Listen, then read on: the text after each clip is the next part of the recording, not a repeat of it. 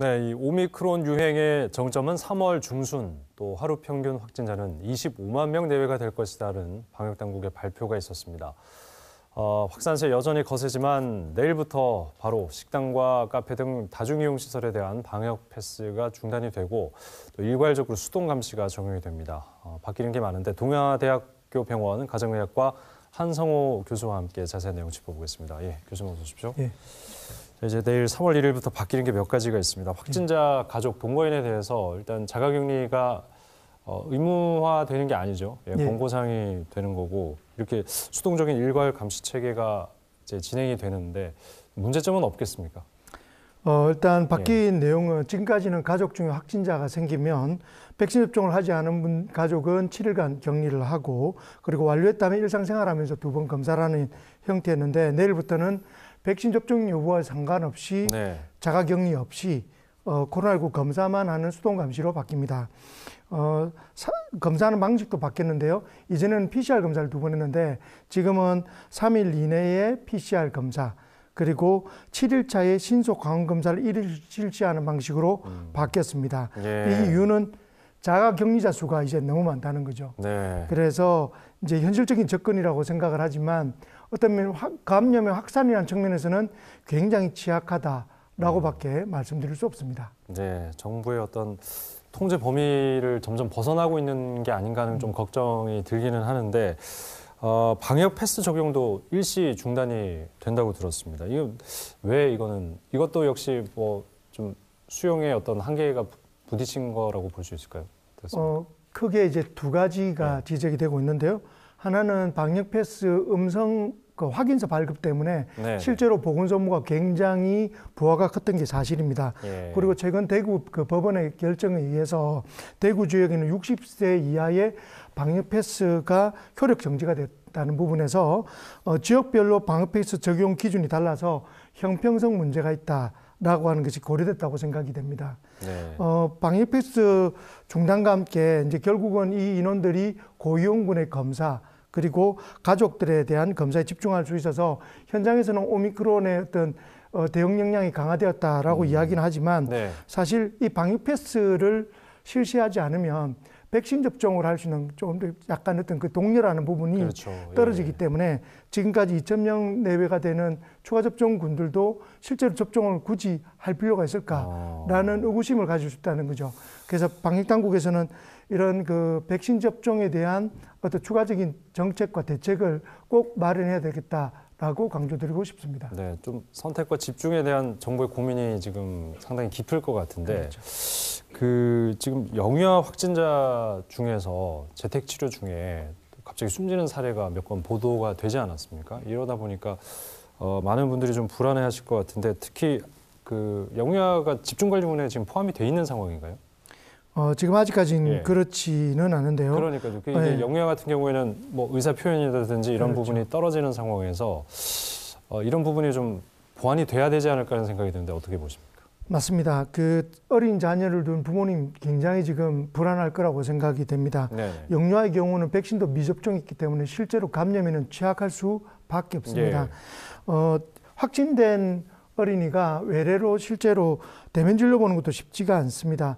물론 이제 중대본은 3월 말까지 1,059개의 병실을 확충한다고 하지만 감염된 영유아가 입원을 하려면 보호자도 같이 입원을 해야 되기 때문에 지금 현재로는 이런 어떤 병실을 구하기가 실제 현장에서는 쉽지 않다는 거죠.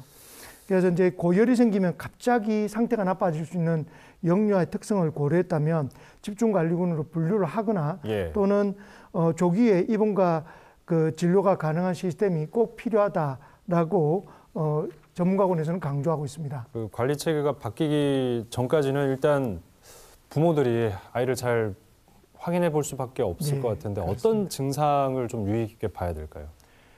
일단 12세 이상 이하의 아이들은 보통 대부분 경증입니다. 그렇지만 만 1세 이만은 면역 형성이 상대적으로 덜 돼 있기 때문에 굉장히 취약할 수도 있습니다.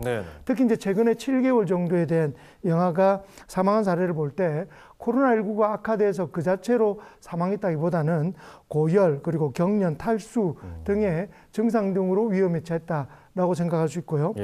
만약 충분한 해열제 복용으로 고열이 떨어지지 않거나 또는 처짐, 경기가 있다면 적극적으로 진료를 보게 하는 것이 중요할 거라고 생각됩니다. 네.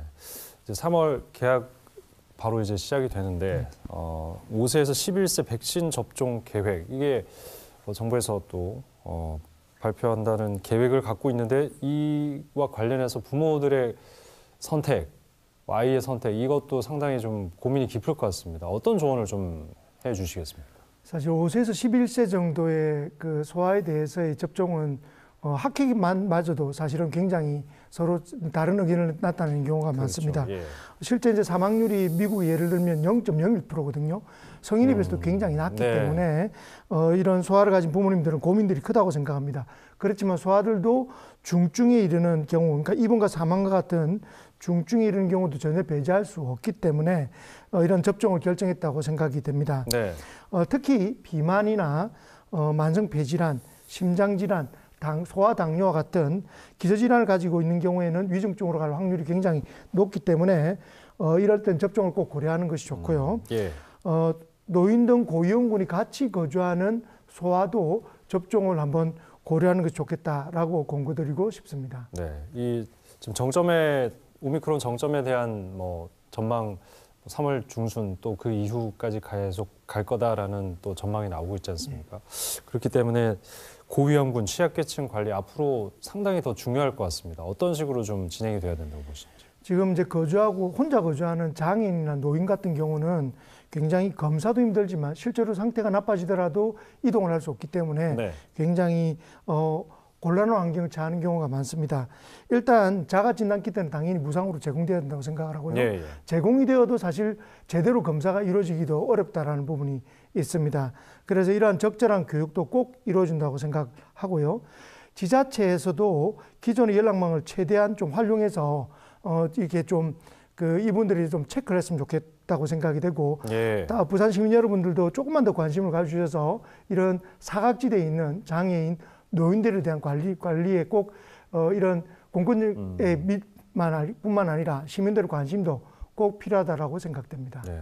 워낙 그 PCR 검사 수가 많다 보니까 의료진이 시행하는 신속 항원 검사 양성 그 결과만 가지고도 확진 판정을 내리는 방안을 검토 중이라고 하는데 이게 되게 좀 바람직한 방안이라고 보십니까? 아니면 어쩔 수 없는 선택인 건가요? 일단은 어쩔 수 없는 선택이지요, 지금은. 네. 왜냐하면 PCR 검사가 우리나라가 최대가 85만 명을 최대치로 보고 있습니다. 예. 그런데 지금 현재 60세 이상의 고위험군을 대상으로 검사를 시행함에도 불구하고 거의 한계치에 도달했거든요. 그래서 이제 또 당국으로는 전문가용 신속항원 검사에서 양성이 나올 때 90% 이상이 PCR에서도 양성이 나온다라고 생각되기 때문에 대체할 수 있다라고 이야기를 합니다. 그렇지만 전문 학회에서는 예. 사실 우려를 나타내는 경우가 많습니다. 그 이유가 가짜 음성, 그러니까 실제 신속항원 검사에서 음성이 나오더라도 양성인 경우가 굉장히 많다는 거죠. 네. 그래서 이 민감도가 전문가 신속항원 검사도 40% 전후다. 심지어는 자가에서 집에서 할 때는 20% 전후밖에 실제로 양성을 잡아내지 못한다라고 우려를 나타내고 있습니다. 그 이유는 신속항원 검사 자체가 적어도 PCR보다 비해서는 1000배 이상의 그 항원이 만들어져야 예. 양성으로 나오기 때문에 조기에 진단은 굉장히 어렵다라는 한계 때문에 그렇습니다. 그렇군요. 알겠습니다. 심화경 의사 오늘 말씀 여기까지 들어야 될 것 같습니다. 말씀 잘 들었습니다. 고맙습니다. 맞습니다.